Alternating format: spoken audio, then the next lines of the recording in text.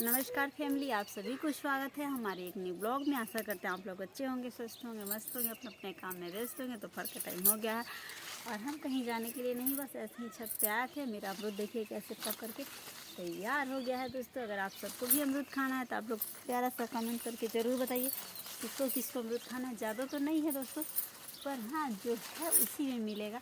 और देखिए अभी ज़्यादा पक्का नहीं है और देखते हैं एक दो और है अमरूद। तो अगर आप सभी को खाना भी, हम अमरूद नहीं खाने वाले हैं क्योंकि देखिए दोस्तों इधर भी में भी अमरूद है और आप सभी को खाना है अमरूद। तो आप लोग फटाफट कमेंट करके बताइए। और हम नहीं अभी खाएंगे क्योंकि अभी हम जा रहे हैं नीचे और हमें चाय पीना है, क्योंकि हमें चाय पीने के लिए आदत जो लग गई है। और दोपहर में हम चाय पीते हैं तो वही छत पे आए थे नारियल वगैरह बनाने के लिए। और हमारी सासू माँ, मेरा प्यारा सा जो बेटा है वो पीछे में पड़ा। आप सबको वीडियो के माध्यम से दिखाते हैं। ये देखिए मेरी सासू माँ है, बेटा, ये मेरा छोटा सा बेटा है, वो मेरी सासू माँ है। और ये लोग छत पे बैठ करके आनंद लगा रही हैं और कुछ कह नहीं रही हैं, उनसे मैं पूछी।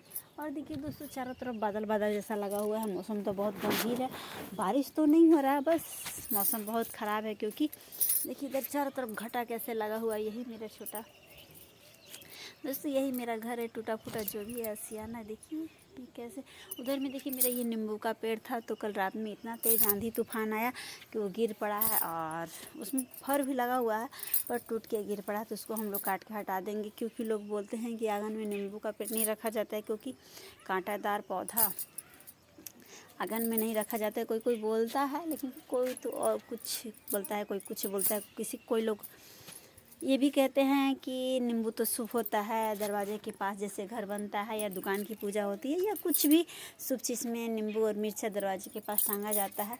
तो और कोई कहता है कि अशुभ होता है, कांटा वाला पौधा जो है अशुभ होता है, उसको नहीं लगाना चाहिए।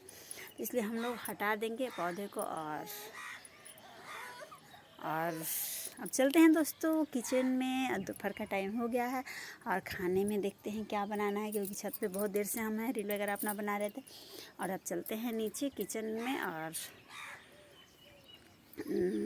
फटाफट काम कर लेते हैं। क्योंकि मेरा बेटा जो है अपने अभी तो चुप बैठा है दादी के पास है, नहीं तो अब कब रोना स्टार्ट करेगा ये मुझे भी नहीं पता है। तब तक के लिए फिर बाय बाय दोस्तों, मिलते हैं अगले ब्लॉग। तब तक के लिए बाय बाय दोस्तों।